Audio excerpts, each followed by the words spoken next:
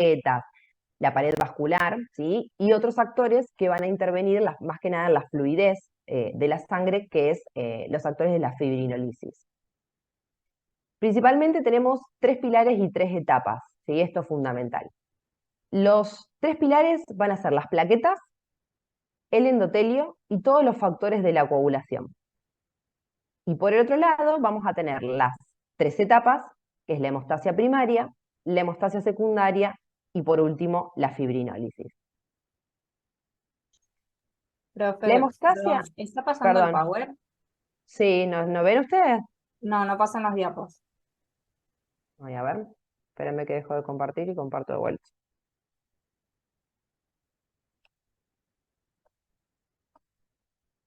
Ahí, ¿corre? Sí. Ah, bien. Bien, vamos con esto que es lo más importante. Entonces, dentro de la hemostasia primaria, secundaria y fibrinólisis. Dentro de la hemostasia primaria vamos a tener las plaquetas, el endotelio, la pared vascular y el factor de von Willebrand, ¿sí? Van a ser los 3 actores de la hemostasia primaria. Por ende, cuando nosotros sospechamos una alteración en la hemostasia primaria, vamos a buscar, ¿sí?, en estos 3 actores. Por otro lado, tenemos la hemostasia secundaria, que van a intervenir los factores de la coagulación con las famosas cascadas, ¿sí?, intrínseca y extrínseca. ¿Dónde se sintetizan estos factores?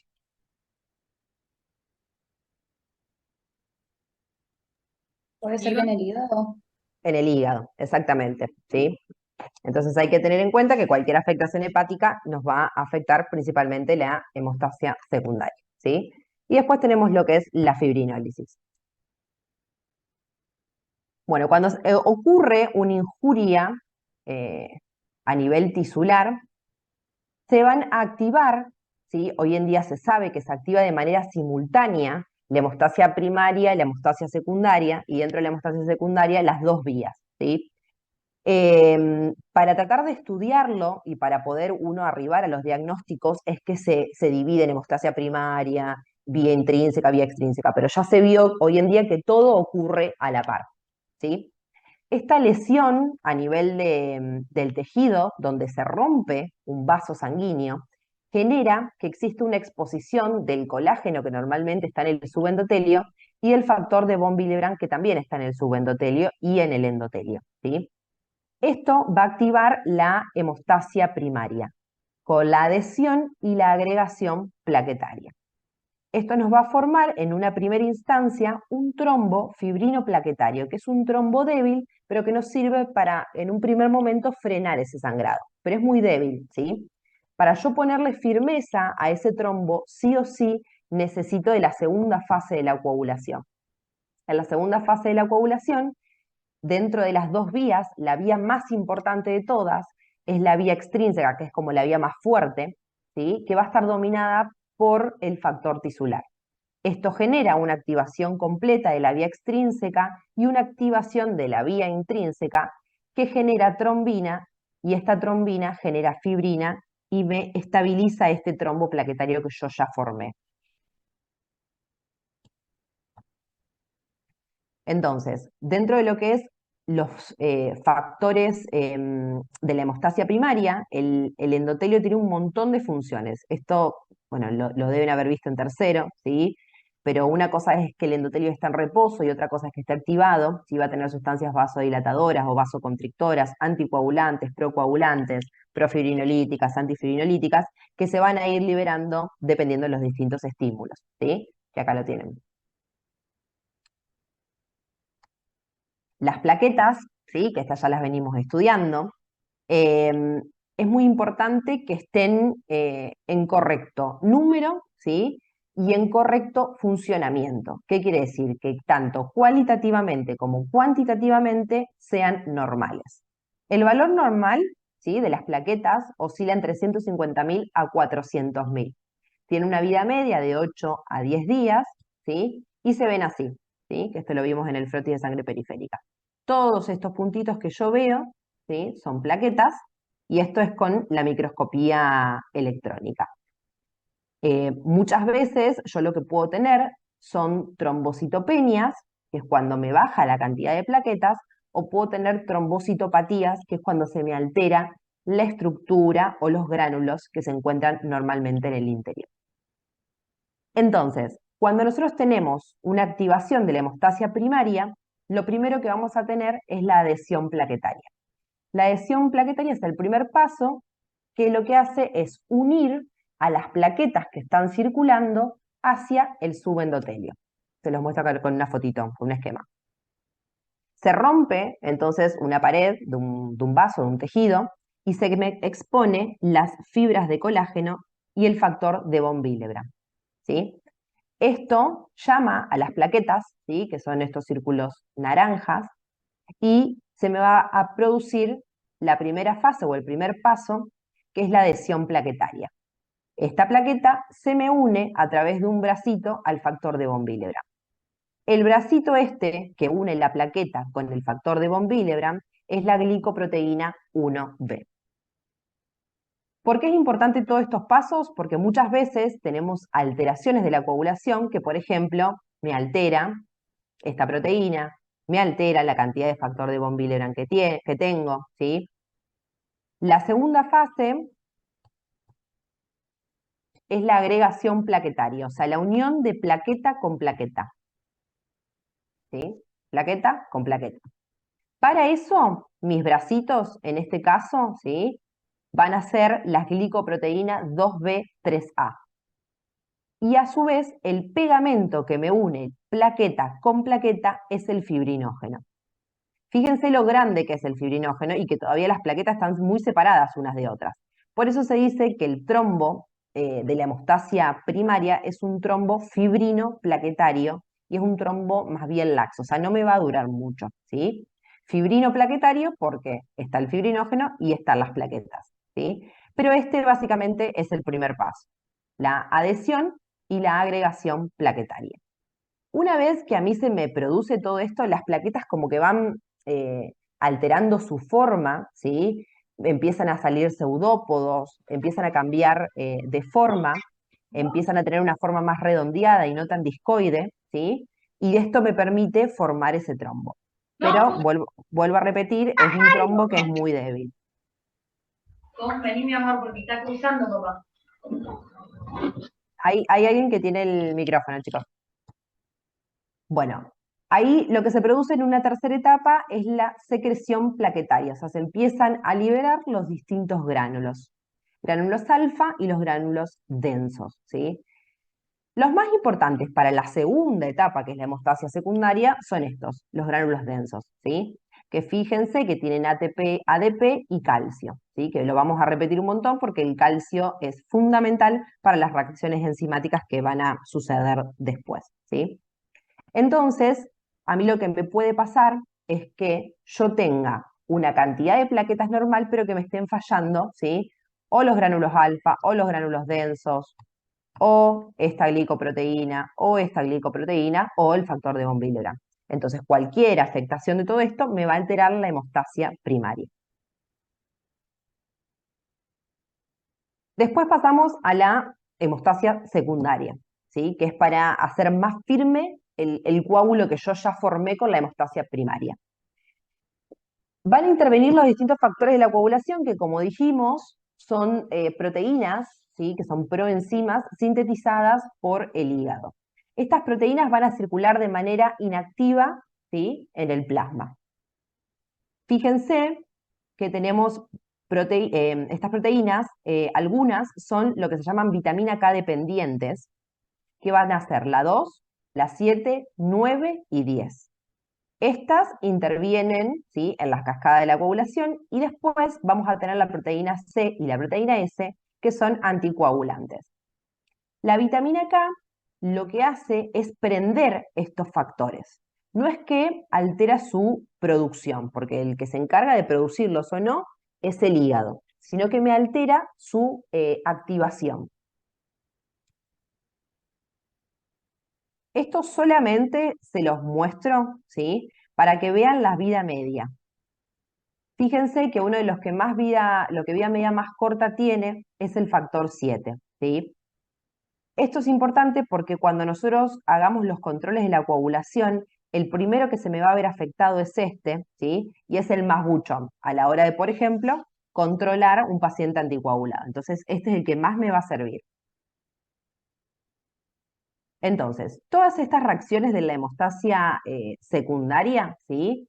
Se van a producir con estos factores de la coagulación que se van a activar, se van a transformar en enzimas o en cofactores y que siempre con una superficie celular con fosfolípidos y receptores y iones de calcio me van a poder continuar con esa cascada.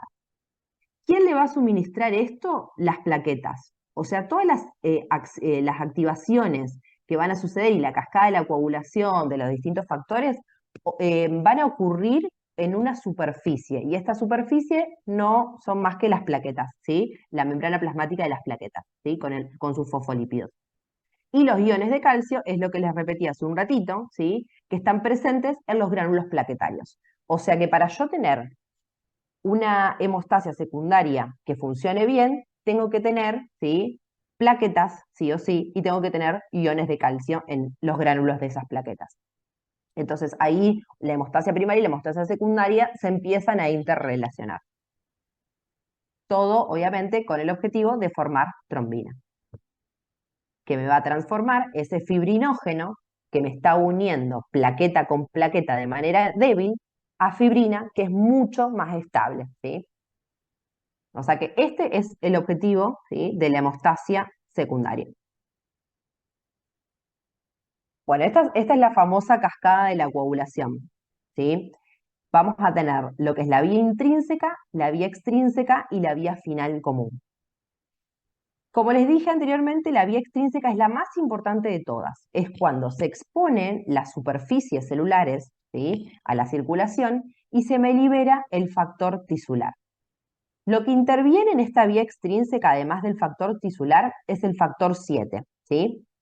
Este factor 7 me activa el factor 10 y el factor 10, en presencia de un cofactor, que es el factor 5, me va a activar a la trombina. A diferencia de la vía intrínseca, que es un poquito más larga y no es tan importante, ¿sí? Donde yo voy a tener la activación del factor 12, el 11, el 9 y recién ahí después el factor 10, ¿sí? Todo con el objetivo de transformar el fibrinógeno en fibrina.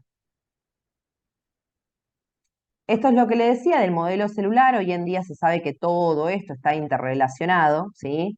Que hay un montón de conexiones de una vía con la otra, pero bueno, de manera académica sí o sí se estudian por separado, ¿sí?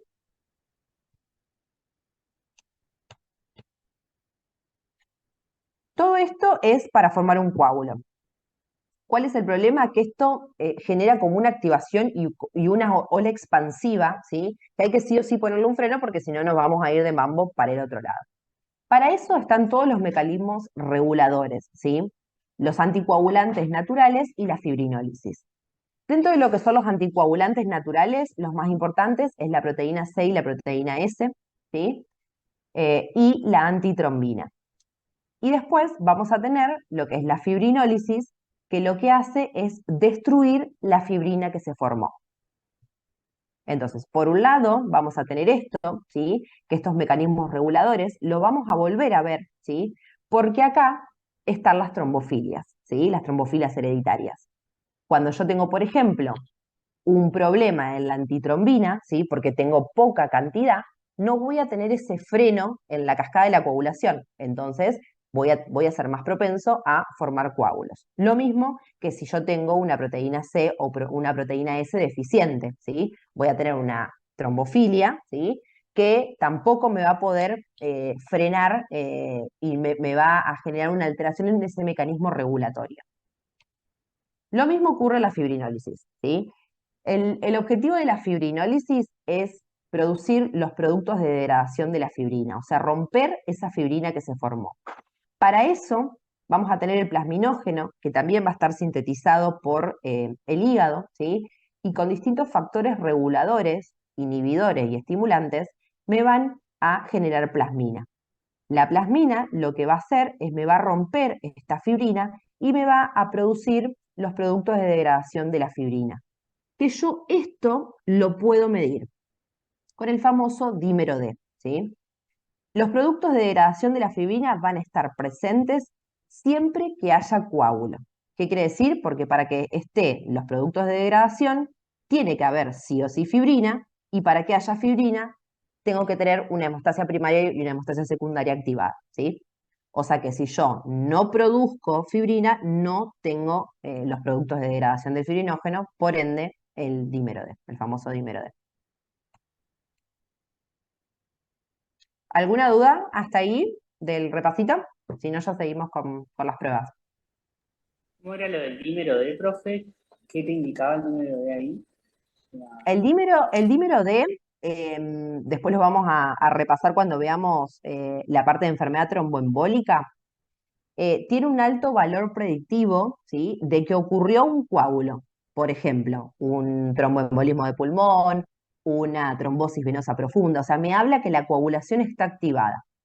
¿Por qué? Porque es esto. Yo estoy midiendo con el dímero D los productos de degradación de la fibrina, ¿sí?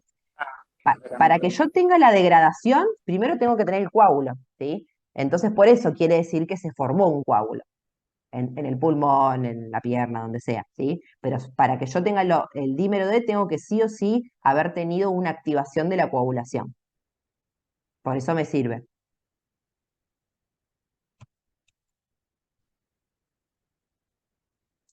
Bueno, continuamos. Eso después se lo dejo para que lo repasen ustedes a la hemostasia normal. Las pruebas de la coagulación se hacen en laboratorios especializados, ¿sí? En laboratorios de hemostasia y de hematología. Es súper importante que los pacientes tengan una buena preparación. Principalmente, y ni que hablar, ¿sí?, conocer la medicación. ¿Por qué? Porque, por ejemplo, un paciente que esté tomando aspirina, ¿sí?, o clopidogrel, me va a alterar la hemostasia primaria, ¿sí? Un paciente que esté tomando anticoagulantes me va a alterar la hemostasia secundaria. Entonces, todo esto es fundamental saberlo y para eso necesitamos hacer una buena historia clínica. Es muy importante, ¿sí?, a la hora de hacer la extracción de sangre para poder hacer todas estas muestras, no traumatizar mucho, ¿sí?, la vena del paciente, porque piensen que cuando yo pincho, ¿sí?, para sacarle sangre al paciente, ya estoy haciendo una injuria en un vaso y por ende ya me empieza a activar toda la coagulación. Entonces, si yo pincho muchas veces en un mismo lugar, ya se me activa, ¿sí?, de manera natural la coagulación, entonces los resultados me pueden dar alterados, ¿sí? En pacientes hospitalizados hay que tener mucho cuidado, ¿sí? No hay que tomar la vía del brazo canalizado. Brazo canalizado significa el que tiene el suero, ¿sí? Muchas veces podemos tener pacientes que están con heparina endovenosa, entonces yo saco la muestra del brazo donde tiene la heparina y me va a dar también cualquier cosa. Entonces es muy importante tener en cuenta esto. Las pruebas de la coagulación, ¿sí?, se van a dividir en pruebas básicas o pruebas específicas de la coagulación. Lo que vamos a ver ahora son las pruebas básicas, ¿sí?, las que van a tener en cualquier centro. Son pruebas globales que nos van a poder definir a grandes rasgos, a ver a dónde puede tener mi paciente una alteración en la coagulación, si en la hemostasia primaria, en la hemostasia secundaria, ¿sí? Son pruebas rápidas, fáciles de hacer, muy accesibles y que me van a mí orientar, ¿sí? Yo con una prueba básica de la coagulación rara vez pueda llegar a un diagnóstico, pero sí me va a orientar hacia dónde tengo que continuar los estudios. Y acá estamos, ¿sí? Las pruebas básicas de la coagulación van a estudiar la hemostasia primaria, la hemostasia secundaria y la fibrinólisis. Dentro de la hemostasia primaria, lo que yo voy a tener de manera global para estudiar a mi paciente es el recuento de plaquetas, el tiempo de sangría y el tiempo de coagulación o retracción del coágulo. Ahora las vamos a ir desglosando una por una. Para yo estudiar la hemostasia secundaria, voy a tener el KPTT o APTT, el TP o el tiempo de protrombina, el TT o tiempo de trombina y el dosaje de fibrinógeno. Y para el sistema fibrinolítico voy a tener la lisis del coágulo en sangre total o la lisis de euglobulina. Estos son pruebas básicas y generales. A partir de estas, yo continúo con estudios más específicos, ¿sí? Vamos a ir desglosando una por una. Entonces, Arrancamos con la hemostasia primaria. En la hemostasia primaria teníamos el endotelio, las plaquetas y el factor de von Willebrand, que eran los 3 pilares. Entonces, lo primero y lo más fácil, lo más accesible que tengo yo es estudiar las plaquetas. ¿Cómo? Ver si están en adecuada cantidad. Lo que yo le voy a pedir es un hemograma, ¿sí? El hemograma, ¿sí? Que esto ya lo estuvimos viendo cuando vimos anemia. Si es automatizado, me va a contar las plaquetas, me las va a dividir según el tamaño. Para yo sacar sangre a mi paciente y que no se me coagule, ¿sí? Le voy a poner un anticoagulante que nosotros solemos usar EPTA, ¿sí? Esto lo tiene por lo general ya los tubitos. Vos sacás sangre y lo metés en el tubito, lo mezclas, ¿sí? Y se mezcla con este anticoagulante, porque si no, ya la sangre se empieza a coagular. Esto es lo más fácil y lo que está disponible en todos lados. Lo segundo que tengo disponible yo para hacer, pero es bastante subjetivo, ¿sí? Es el tiempo de sangría.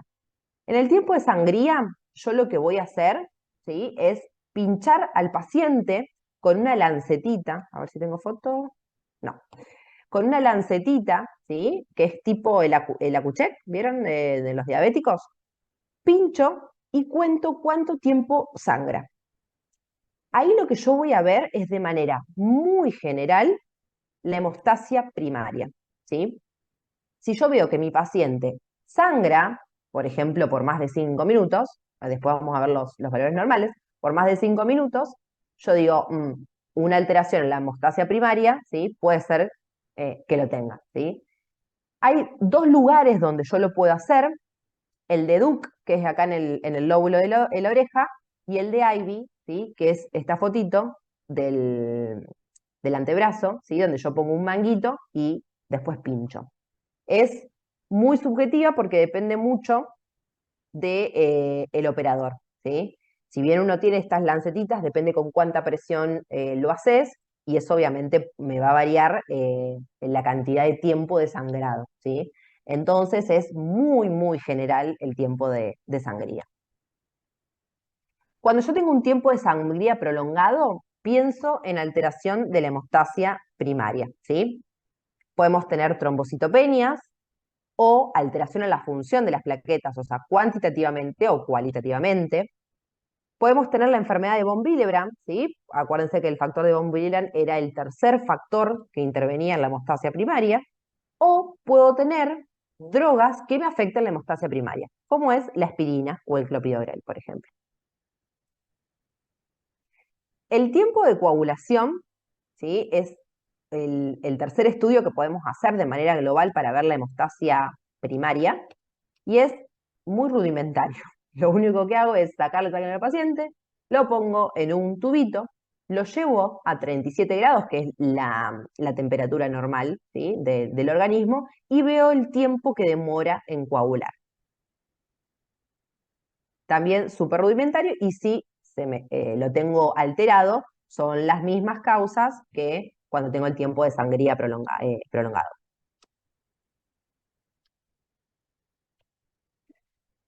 Pasando a lo que son los factores de la coagulación, o sea, la hemostasia secundaria, vamos a tener el KPTT, TP, TT y dosaje de fibrinogenos, esos 4. El primero que podemos hacer es el tiempo de protrombina, que con el tiempo de protrombina lo que yo voy a ver es evaluar la vía extrínseca. O sea, voy a evaluar cómo está funcionando mi factor 7, porque es el único factor que interviene en esta vía, ¿sí? Yo lo que voy a hacer para activar esta vía, o sea, piensen que yo lo tengo que hacer de manera in vitro, o sea, fuera. A mí normalmente en el organismo para activar esta vía necesito factor tisular. O sea, se me sale el factor tisular del endotelio y se me activa la vía extrínseca. Bueno, lo mismo tengo que hacer per in vitro. Yo lo que tengo que hacer es conseguir un factor tisular, que es un preparado que lo venden, ¿no es cierto? Le meto el factor tisular a la sangre de mi paciente, le meto calcio, le meto fosfolípidos, porque siempre necesito de estos dos, lo pongo a 37 grados y veo el tiempo que tarda en coagularse, ¿sí? Lo que yo voy a colocar, ¿sí?, como factor tisular se llama tromboplastina. La tromboplastina es un preparado que incluye el factor tisular, calcio y fosfolípidos, ¿sí? Es un preparado. Yo le pongo este preparado y ya se me va a activar la vía extrínseca. ¿De qué manera yo puedo informar un tiempo de protrombina? A través de 3 mecanismos. Lo puedo informar en segundos, lo puedo informar en razón, que este es el famoso RIM, o lo puedo informar en porcentaje. Para yo informarlo en segundos, ¿sí?, la gente del laboratorio les tiene que dar a ustedes sí o sí el valor normal. ¿Qué quiere decir? Que le tiene que poner entre paréntesis cuál es el valor normal de ese laboratorio. ¿Por qué? Porque todo depende del preparado que yo use, o sea, del factor tisular que yo use, ¿sí? Fíjense que hay un montón de fuentes de este factor tisular. Puede ser de conejo, de ratón, de mono, de placenta. Cada uno, ¿sí?, me altera esta vía. Entonces, dependiendo del factor tisular que yo consiga y que yo tenga en mi laboratorio, es que voy a tener, por ejemplo, si yo uso cerebro de conejo, el valor normal es entre 12 y 15. Si yo uso de ratón, es entre 13 y 16 segundos. Si yo uso de mono, es entre 11 y 15 segundos, ¿sí? Por ende, siempre que se los pongan en segundos, les tienen que poner entre paréntesis el valor normal para ese laboratorio. Otra de las maneras que tengo de informarlo es en porcentaje, ¿sí? ¿Con cuánto porcentaje yo coagulo? Por ejemplo, un paciente que tiene una coagulación normal, que nosotros llamamos hemostático, o sea que va a coagular, tiene más del 70% de TP. Entonces, cuando a mí me viene el informe y si mi paciente tiene 80, ya sé que eso está dentro de los valores normales. Cuando yo tengo más de 50% de TP, voy a tener alterada la coagulación, pero de todas maneras mi paciente no va a sangrar de manera natural, o sea, tiene que haber una injuria para que sangre. Por ejemplo, esto sucede en el caso de los cirróticos, que vieron que tienen un equilibrio distinto, ¿sí?, que van a tener alteración en los tiempos de la coagulación, pero la gran mayoría no sangra, ¿sí? Entonces, para porcentaje, yo con más del 70% me quedo tranquilo. Y la última forma de expresarlo es con el RIN. El RIN, entonces, es lo mismo que el TP, es otra manera de expresarlo, ¿sí? ¿Para qué se inventó el RIN? Para tratar de unificar un poco esto, ¿sí? Porque fíjense que si no, yo en segundos me tienen que sí o sí decir el valor normal. Depende mucho del factor tisular que yo uso, o sea, de la tromboplastina que yo estoy usando, ¿sí? Entonces, ¿de qué manera yo puedo unificar todo esto? Principalmente para usarlo con los pacientes anticoagulados. ¿Qué quiere decir? Que si yo tomo acenocumarol o cualquier otro anticoagulante, antivitamina K, me pueda controlar acá en Argentina o me controle en Estados Unidos y mi valor sea normal, ¿sí? Y que yo lo pueda unificar. Entonces, el RIN es la razón internacional normatizada de TP. Lo voy a sacar de la siguiente manera. Pongo arriba el TP de mi paciente y abajo lo divido por el TP normal. Este TP normal me lo va a dar el laboratorio, ¿sí? Mi tromboplastina, depende del reactivo que yo use. Todo esto va a estar elevado a un índice que es el ISI. Este ISI, ¿sí?, me habla también de la tromboplastina. Lo que se hizo fue elegirse en el mundo una tromboplastina patrón. Por ejemplo, se dijo que la tromboplastina patrón o la tromboplastina madre era la tromboplastina de conejo. Entonces, si yo uso otra tromboplastina, lo que hago es compararla con la tromboplastina madre, ¿sí? O la tromboplastina patrón. Veo cuán diferente es mi tromboplastina de esta tromboplastina, ¿sí? Entonces, ¿sí?, cuanto más similar es mi tromboplastina a la tromboplastina patrón, el ISI va a ser más cercano a 1, ¿sí? Pero bueno, es un índice que se usa solamente para tratar de unificar todo esto. Entonces, fíjate que acá tenemos el cálculo. El TP de mi paciente me daba de 30 segundos. El TP normal era 12. 30 dividido 12 elevado a este índice que es 1.1. Eso me da un RIN de 2,4. ¿Sí? ¿Qué quiere decir? Que este paciente seguramente esté anticoagulado. Porque para yo tener un RIN normal, entre comillas, el RIN tiene que ser lo más cercano a 1. ¿Por qué? Porque mi TP del paciente se tiene que parecer al TP normal. ¿Sí? Entonces, si yo tengo un RIN cercano a 1, es un RIN normal, y si yo tengo un RIN de más de 2, voy a tener una alteración en la coagulación. Por ejemplo, pacientes anticoagulados. Esto me va a permitir a mí poder unificar a los pacientes anticoagulados, que se controlen acá en Argentina, que se controlen en Uruguay y en Brasil, y que en todos lados me dé lo mismo, sin importar los reactivos del laboratorio que yo esté usando. ¿Cuáles pueden ser las causas de prolongación del TP? O sea, de esta vía extrínseca, son un montón, ¿sí? Podemos tener enfermedades hepáticas porque tengo una síntesis disminuida de mi factor 7. Puedo tener deficiencia de vitamina K, ¿sí? Deficiencia adquirida o congénita de alguno de los factores, o sea, que me falte, ¿sí? O alteración en la vía final común. Fíjense que lo que yo evalúo con el TP, si bien principalmente es la vía extrínseca, también se me termina evaluando la vía final común, ¿sí? Porque se me termina formando el coágulo, ¿sí? Entonces yo activo la vía extrínseca, valoro esta parte y después termino valorando la vía final común. Entonces cualquier alteración de estos actores me va a dar una prolongación del TP. ¿Sí? Acá está, fíjense. Acá está más, está mejor expresado en las fotitos, ¿sí? Entonces, con la vía extrínseca, si yo tengo alteración del TP, puedo tener alteración del factor 7, del factor 10, ¿sí? Del factor 2, ¿sí? Que es el fibrinógeno. Cualquiera deficiencia de estos factores me lo puede alterar. Con el KPTT pasa exactamente lo mismo, ¿sí? Lo que yo intento hacer de manera in vitro es activar a la coagulación y ver si se forma o no el coágulo. Acá voy a tener ya más factores de coagulación que van a intervenir, ¿sí?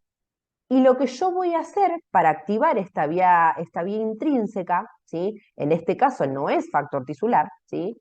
Sino que es un complejo que va a estar formado por fosfolípidos, activadores de contacto, ¿sí? Como caolín, sílice, iones de calcio. O sea, todo esto es un reactivo que a mí me va a activar esta vía intrínseca. Yo a esto lo pongo con fosfolípidos, lo pongo con calcio, lo pongo a 37 grados y espero a ver cuánto tiempo tarda en activarse toda esta vía, ¿sí? La vía intrínseca y por ende la vía final común. La manera de expresar el KPTT es en segundos, ¿sí? Vamos primero acá. Entonces, ¿qué puedo tener yo que me altere la vía intrínseca o la vía común? Lo mismo, ¿sí? Principalmente deficiencias de factores, ya sea, ¿sí? Por que no me lo esté produciendo el hígado o que no lo tengan de manera congénita, ¿sí? Cuando yo tengo un KPTT prolongado, puedo hacer otra prueba extra, ¿sí? Que se llama corrección o mezcla con plasma normal. Lo que yo hago es agarrar el KPTT de mi paciente, que me dio prolongado, o sea, me dio mal, me dio alterado, y le pongo plasma de un paciente, ¿sí? Normal, que yo ya sé que me coaguló. Entonces mezclo los dos plasmas, el plasma de mi paciente que está alterado y el plasma de mi paciente que es normal. Si esa mezcla corrige, o sea, se me forma el coágulo, significa que mi paciente tiene el déficit de un factor y yo con el plasma de mi otro paciente se lo estoy suministrando, ¿sí? Entonces se me forma el coágulo. Cuando a mí no me corrige, o sea, yo hago la mezcla del plasma de mi paciente con el plasma normal, lo mezclo todo y me sigue sin coagular, tengo lo que se llama la presencia de inhibidor. Este inhibidor no es más que un anticuerpo que me está atacando a mis propios factores de la coagulación, pero cuando yo le pongo el plasma normal, también me ataca ese plasma normal, ¿sí? Esto nos va a servir mucho para ver después los trastornos hemorragíparos asociados a anticuerpos, ¿sí? Estos son anticuerpos. Y por último, tenemos la vía final común, que es bien cortita, que lo que yo hago es al fibrinógeno le coloco trombina, ¿sí? Del laboratorio también, y me fijo, ¿sí? Si se forma fibrina o no. ¿Cuáles son las causas de TT prolongado? Principalmente las alteraciones del fibrinógeno. La hipofibrinogénemia, que puede ser congénita o adquirida, o sea que yo no tengo fibrinógeno, o la disfibrinogénemia, que es cuando se me altera la estructura de este fibrinógeno.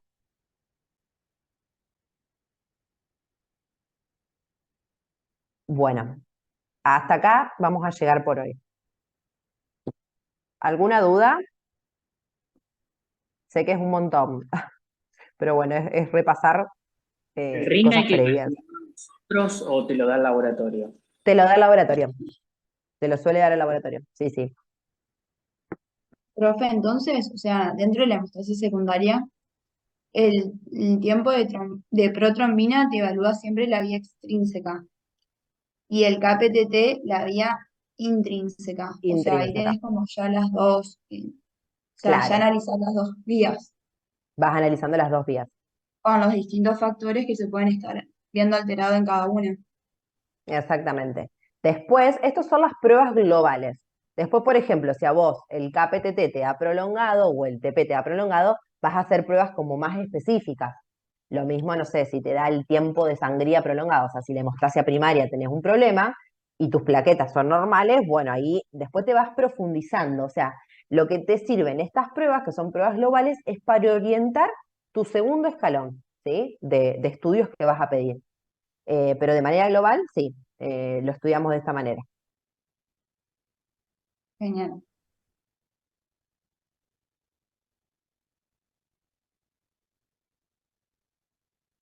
Repasen, por favor, lo del ring, que es súper, súper importante, ¿sí? Está en todos lados igual. Pero bueno, el tema de que el TP se pueda expresar en segundos, en porcentajes y en RIM, eso es algo muy importante.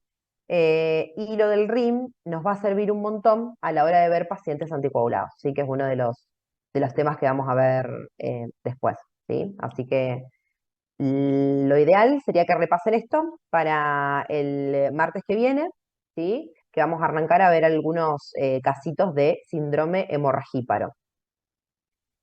El día jueves no tenemos clases, eso no sé si ya les avisaron por el entorno, pero creo que con algunos lo hablé, porque tenemos un congreso de hematología. Así que vamos a ir viendo cómo venimos con las clases, si es necesario después, si no, haremos alguna clasecita extra, ¿sí? Pero me parece que vamos bien. Así que la idea de esto es que repasen hemostasia normal, que repasen estas pruebas de la coagulación que están en todos lados y después ya ir de lleno a las alteraciones. Vamos a arrancar primero con hemorragia, cosa de que nos coincida con el congreso, y después vamos a terminar con